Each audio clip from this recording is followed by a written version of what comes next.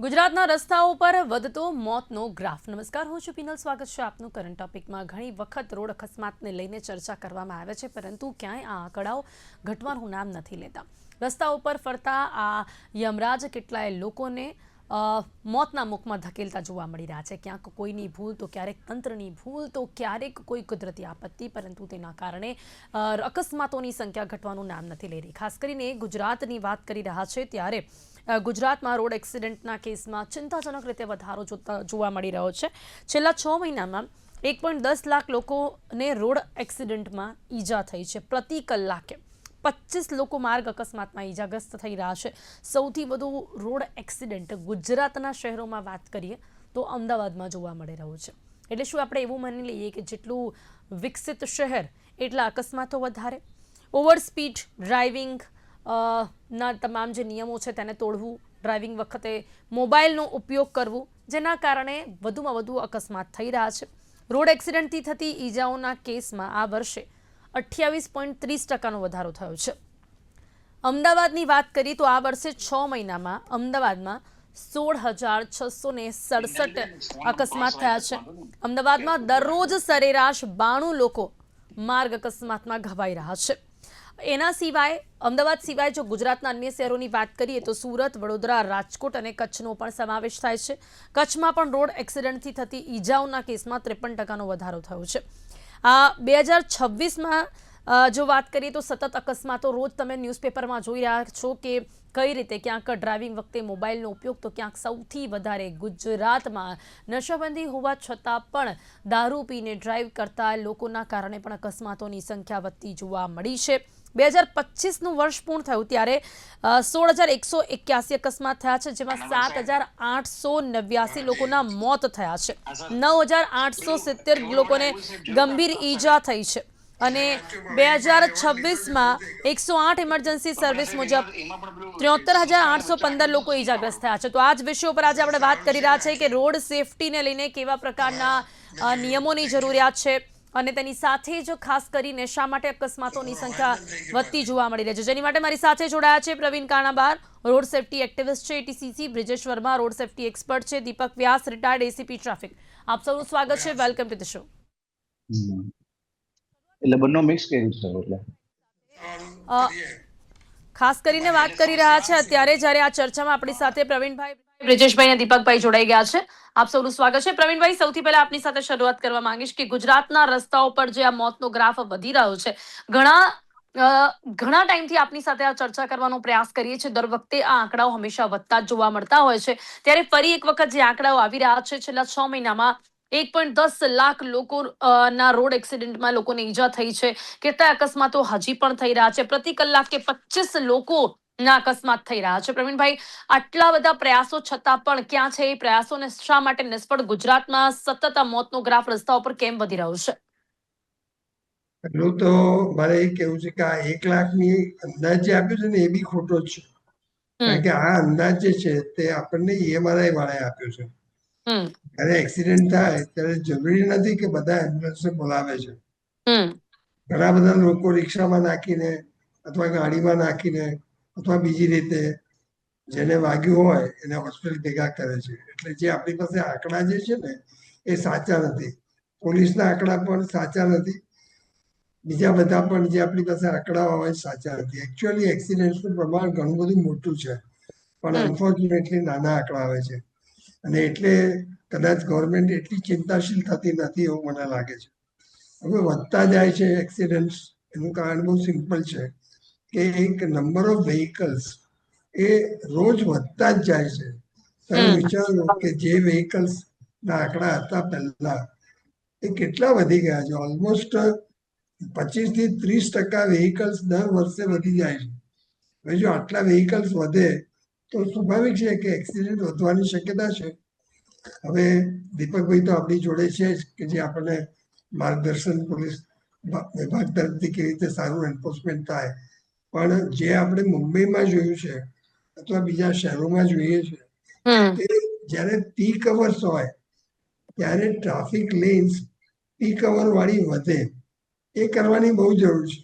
બીજું, જ્યારે peak hours હોય છે ત્યારે ઘણી જગ્યાએ જંકશન્સ ઉપર જ્યાં સિગ્નલ નથી અને ત્યાં આપણે TRB કે પોલીસ પણ મૂકતા નથી અને લોકોને ટ્રાફિક જાતે કંટ્રોલ કરવો પડે છે. હવે અનફોર્ચ્યુનેટલી આપણે ત્યાં આપણા ડ્રાઈવરો જે આપણે સાઇનેજીસ મૂકીએ છીએ એ સાઇનેજીસને પાડતા જ નથી. દાખલા રૂપે રાઉન્ડ એબાઉટ આવે તો ત્યાં લખ્યું હોય છે, સાઇનેજ હોય છે ગીવ વે, પણ એ ગીવ વે કોઈ કરતા જ નથી. દાખલા રૂપે હું અત્યારે કોમર્શિયલ રસ્તા પાસેથી આવ્યો 12 વાગે, તો ત્યાં ગાડી રાઉન્ડ અબાઉટ છે, એક પણ જણો કોઈ પણ બીજાને જવા દેવા તૈયાર નથી. હું પહેલો, બધા ઘુસ જ કરતા હોય છે. સાહેબ, તમે અમદાવાદની અંદર જશો તો તમને ગોબા વગરની એક ગાડી જ નહીં દેખાય. તમે જરા ધ્યાન દઈને જુઓ તો બધા વાહનો ગોબાવાળા દેખાશે. કારણ કે આપણને ગોબો પડે તો આપણને મગજને અસર નથી થતી કે આપણે આવા ગોબાવાળા વાહન સાથે જઈએ છીએ. લોકો પોતાના વાહનને સાફ નથી કરતા. એટલે કે આપણે એટલી બધી અમદાવાદની પ્રજા અને ગુજરાતની પ્રજા આળસુ છીએ કે આપણે આપણા વાહનની, આપણા શરીરની કશી પડી નથી. ખબર છે કે જો હેલ્મેટ પહેરે તો માથું ભાંગે નહીં અને બચી જવાય, છતાં પણ હેલ્મેટ પહેરવું નથી. કમ્પલસરી કરીએ કે હેલ્મેટ દરેક ટુ વ્હીલર વાળાએ ખરીદવા જ પડે, તો ખરીદેલા હોય તો પણ ક્યાં મૂકે હેલ્મેટ? તો કે હેલ્મેટ પગ પાસે મૂકી દે, હેલ્મેટ પેલા હેન્ડલ ઉપર ભરાઈ દે, અથવા એની પાછળ કોઈ સગું કે એની વાઈફ બેઠી હોય કે છોકરા બેઠા હોય તો એને કે તમે હાથમાં હેલ્મેટ પકડી રાખો. સાહેબ, પ્રવીણભાઈ, મને એવું લાગે છે કે હા, આ હેલ્મેટ બાબતનો જે મુદ્દો છે એ સૌથી મહત્વનો તો અહીંયા જોવા મળે છે. પણ દીપકભાઈ, હેલ્મેટના સેફટીની વાત છે ને, મને એવું લાગે છે કે સેકન્ડ નંબર ઉપર આવે. પહેલા ત્યારે તમે પડી જાઓ, જ્યારે અકસ્માત થઈ જાય ત્યારે હેલ્મેટ તમને સેફ કરે. તો આપણે પહેલા પોઈન્ટ ઉપર પહેલા વાત કરીએ કે અકસ્માત થાય કેમ. જ્યારે માણસનો અકસ્માત થઈ જાય, કોઈ ટક્કર મારે કાં તો તે પડે, ત્યાર પછી આપણે હેલ્મેટ સેફટીની વાત આવે છે. તો દીપકભાઈ, આપને શું લાગે છે કે ચલો સેફટીનું ધ્યાન તો લોકો નથી રાખતા, તે વાત તો આપણને જોવા મળી જ રહી છે કે આપણા ત્યાં દરેક બાબત માટે નિયમો, દંડ તો વસૂલવા જ પડે, ત્યારે જ લોકોને સમજ આવે છે. પણ વાત એવી છે કે સાંજે સૌથી વધારે અકસ્માત થાય છે, 6 થી 9. એટલે કોઈને ટક્કર મારી દે, ક્યારેક કોઈ રસ્તો ના દેખાય, તો ક્યારેક આપણે જોઈએ કે બમ્પ હોય એના ઉપર પાટા ના હોય, એ લોકોને ના દેખાય. ક્યારેક કોઈ લાઇટનો અભાવ હોય, સ્ટ્રીટ લાઇટ્સ નથી જોવા મળતી. ક્યારેક કોઈ એટલા ખતરનાક ટર્ન્સ હોય છે. હમણાં તો છે ને, અમદાવાદમાં પોતે જ ટ્રાફિક ડિપાર્ટમેન્ટમાંથી આવા રસ્તાઓની જાહેરાત કરવામાં આવી હતી કે કયા એવા રસ્તાઓ છે જે રિસ્કી છે. હવે તમે જાહેરાત કરી રહ્યા છો એટલે અહીંયા અત્યાર સુધી લોકો જે ત્યાંથી નીકળી રહ્યા છે એ લોકો તો એટલા રિસ્કી રોડ પરથી નીકળી રહ્યા છે ને, દીપકભાઈ.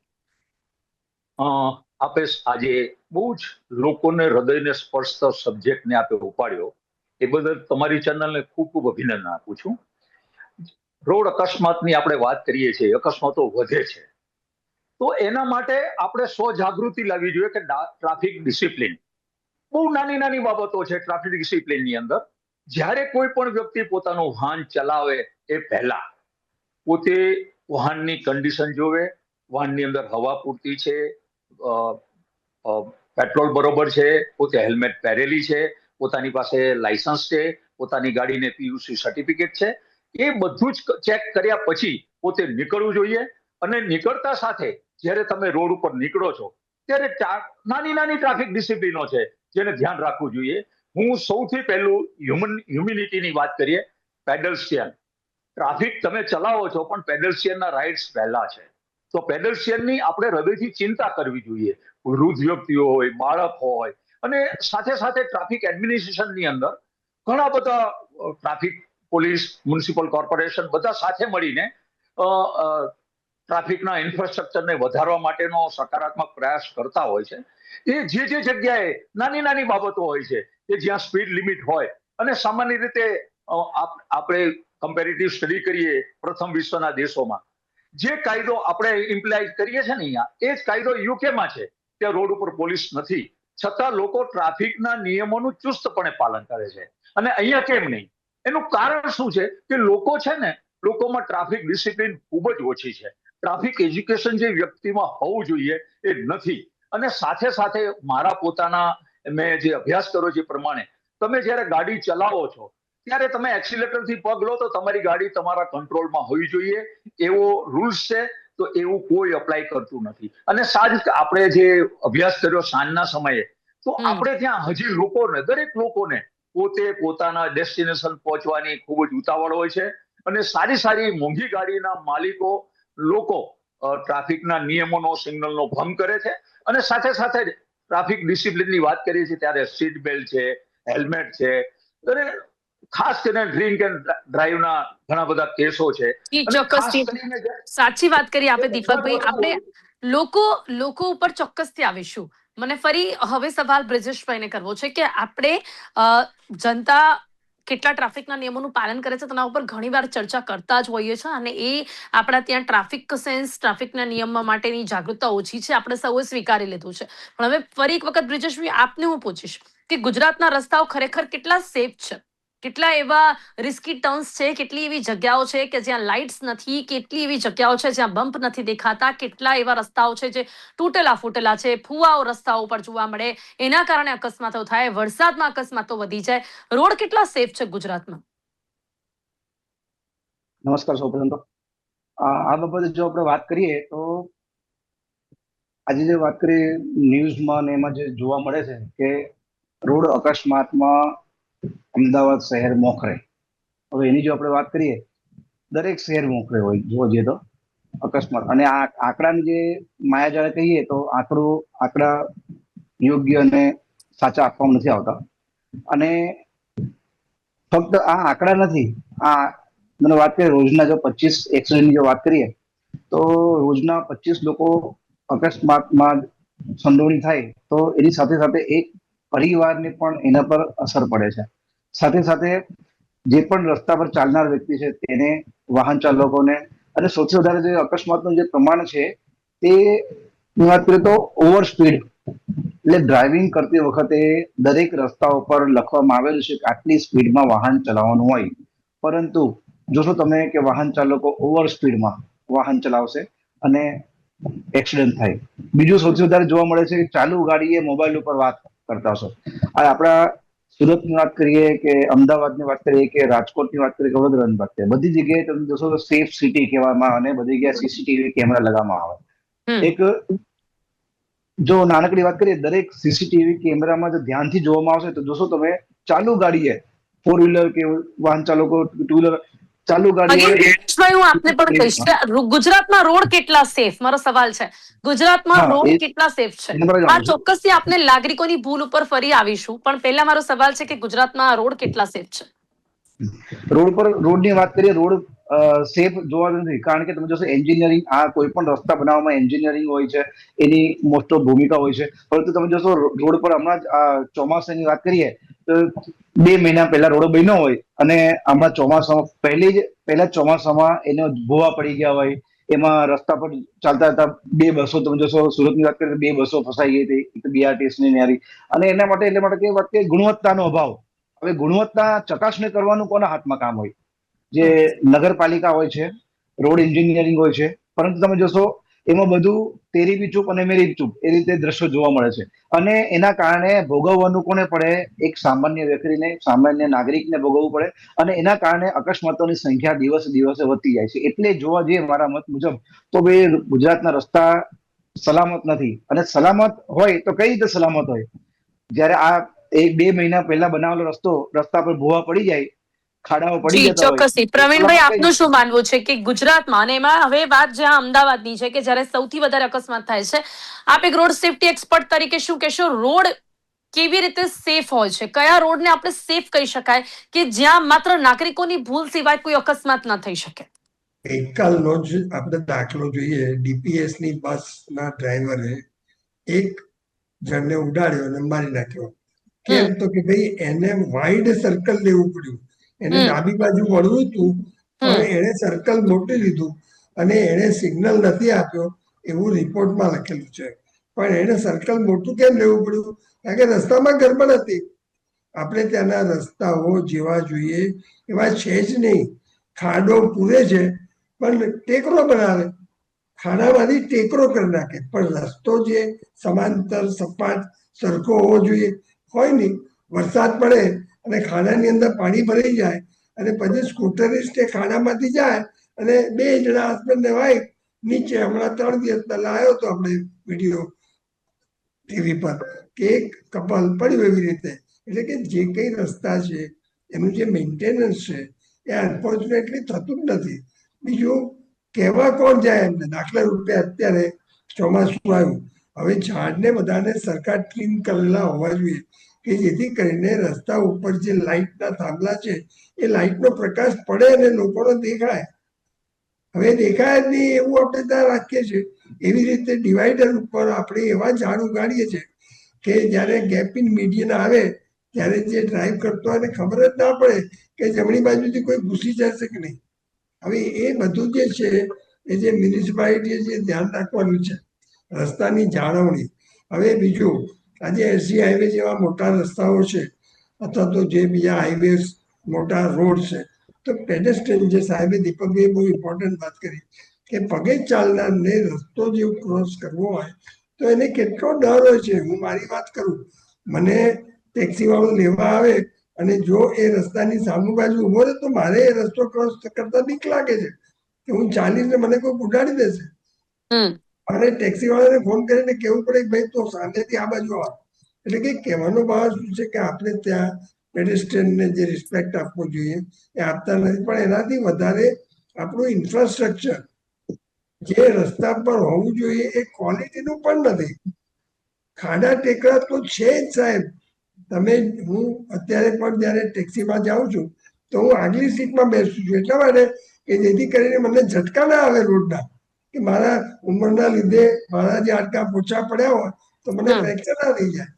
કેટલી બહેનોને બસની અંદર ઝટકા આવે અને ફ્રેક્ચર થાય છે. હવે સ્પીડ કામિંગ ડિવાઇસીસની જરૂર છે, એની જરૂર નથી એવું નથી, પણ હવે એ જે બમ્પ બનાવે છે તો એ રોડ આપણા જે છે એસોસિએશન તો એ પ્રમાણે રોડ બનાવતા નથી, એ પ્રમાણે બમ્પ બનાવતા નથી.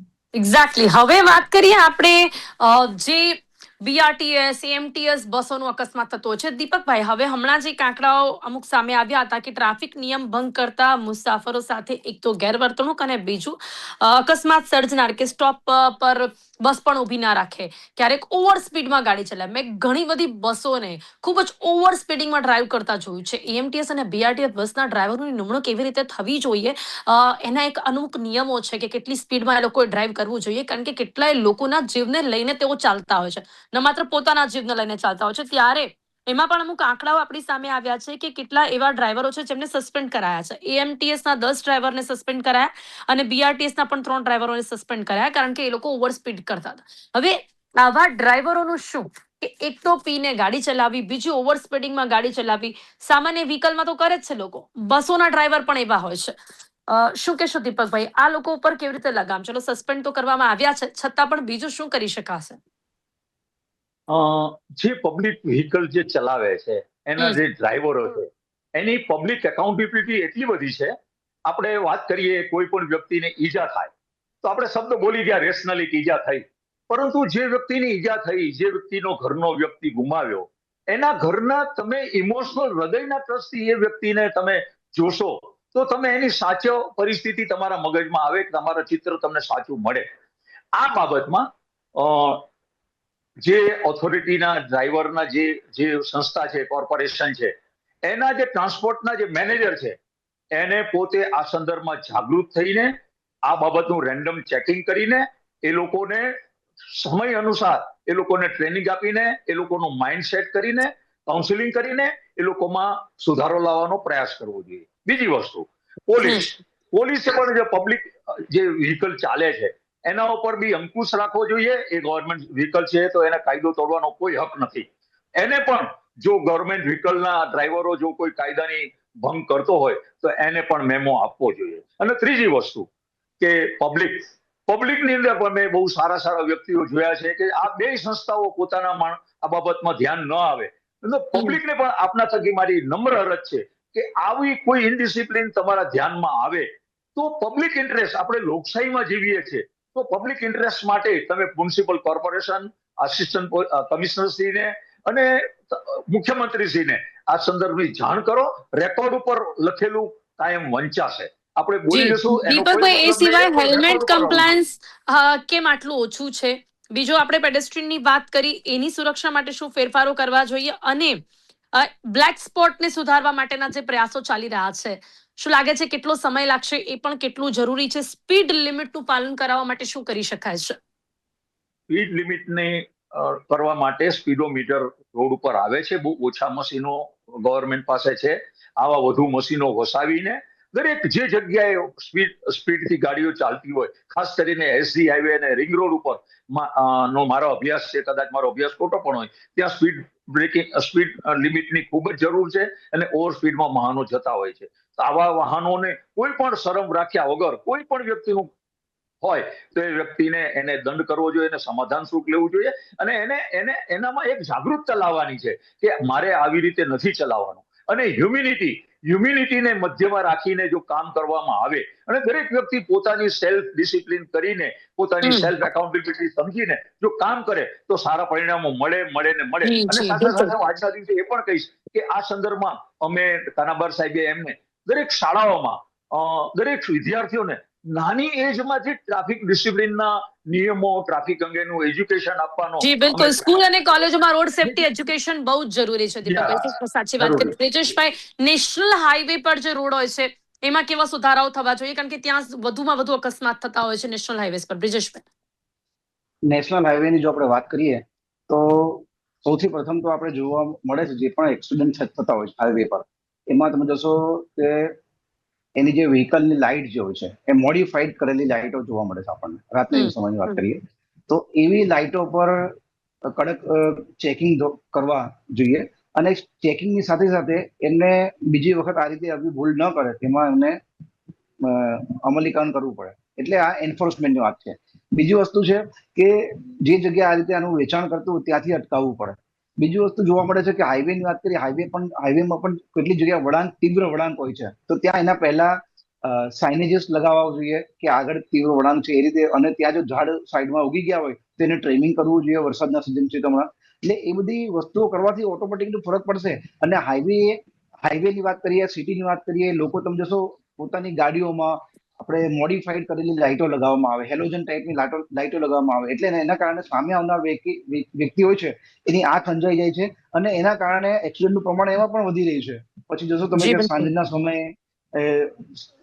સમયની વાત કરીએ, વહેલી સવારની વાત કરીએ, પછી જે પેડિસ્ટ્રીયન રસ્તા પર જતા હોય છે, જેમ કે આપણે વાત કરીએ કેટલાક લોકો પગપાળા જતા હોય છે, જેમ કે હવે આવશે કે શ્રાવણ મહિનો, તેમાં લોકો પગપાળા જતા હોય તો તેમાં પણ અકસ્માતોની સંખ્યા વધી ગઈ છે. એટલે એવા સંજોગોમાં વિભાગે કે આપણે બધાએ મળીને સાથે મળીને એમને સમજાવવા પડે. ચોક્કસ, એ સમય ખૂબ ઓછો છે. દીપકભાઈ, આપ અંતમાં કોઈ કહેવા માંગતા હતા? ટ્રાફિક સબ્જેક્ટ એવો છે કે સ્મૂથ ટ્રાફિક થાય તો લોકોના કામના કલાકો એટલા ઓછા બગડે અને ઓછા કામના કલાકો. મારો પોતાનો અભિપ્રાય એવો છે કે વ્યક્તિના પોતાના કામના કલાક નથી, આ રાષ્ટ્રના કામના કલાકો છે. જી બિલકુલ. અને જેના કારણે લોકો ઓવર સ્પીડમાં ડ્રાઈવ પણ નહીં કરે, ઓવર સ્પીડિંગ પણ ઓછી કરશે જો સમય બચશે તો. જી ચોક્કસ, એમ તો ઘણા બધા કારણો છે. હાજી. અને બીજું, પોલ્યુશનને કારણે જે એની સાઈડ ઇફેક્ટ થાય, અને પોલ્યુશન જે આપણે ફ્યુલ લાવીએ છીએ એ ફોરેનથી લાવીએ છીએ, તો જેટલું આપણે ટ્રાફિક કન્જેશન ઓછું થશે તો એટલું પોલ્યુશન ઓછું થશે. વાહન ફિટનેસ ચેકિંગ પણ તેમાં ખૂબ જ મહત્વપૂર્ણ મુદ્દો છે. સમય અહીંયા સમાપ્ત થાય છે, એટલે ચર્ચાને સમાપ્ત કરવી પડશે. આપ સૌએ પોતાના અનુભવો પરથી આ જે વિષય છે તેના ઉપર પ્રકાશ પાડવાનો પ્રયાસ કર્યો, તે બદલ આપનો ખૂબ ખૂબ આભાર. તો દીપકભાઈ, બ્રિજેશભાઈ, પ્રવીણભાઈ, આપ સૌ મારી સાથે જોડાયા તે બદલ આપનો આભાર. ઓવરસ્પીડ ડ્રાઇવિંગ વખતે મોબાઈલનો ઉપયોગ, ઘણા બધા કારણો, રોડ સેફટીના ઘણા નિયમો, તેનું ઉલ્લંઘન. ગુજરાતમાં રોડ પણ ઘણા સેફ નથી. બ્લેક સ્પોટ પર હજી પણ સુધારણાનું કામ ચાલી રહ્યું છે. પણ એ સિવાય અંતમાં એ જ કહીશ કે તંત્રની નિષ્ફળતા જો ઘણી બધી રસ્તાઓ પર, ઘણી બધી જગ્યાઓ પર જોવા મળતી હોય, પરંતુ આ જીવ આપણો છે, આપણા પરિવારનો છે, અને એટલા જ માટે સૌથી પહેલાં આપણે સૌ જાગૃત થઈએ. ઘણી એવી નાની બાબતો છે તેને ધ્યાન રાખીએ. ટુ વ્હીલર પર અકસ્માતો થતા હોય છે, હેલ્મેટ પહેરીએ. ફોર વ્હીલરમાં ડ્રાઈવ કરતી વખતે ક્યારેય ઓવર સ્પીડમાં ડ્રાઈવ ન કરીએ. સીટ બેલ્ટ પહેરીએ. તમને નથી ખબર કે આ નાની બાબતો તમને ઘણા બધા મોટા અકસ્માતમાં પણ તમારો જીવ બચાવી શકે છે. કરંટ ટોપિકમાં અત્યારે બસ આટલું જ. ફરીથી મળીશું નવા વિષયની સાથે. ત્યાં સુધી રજા આપશો. નમસ્કાર.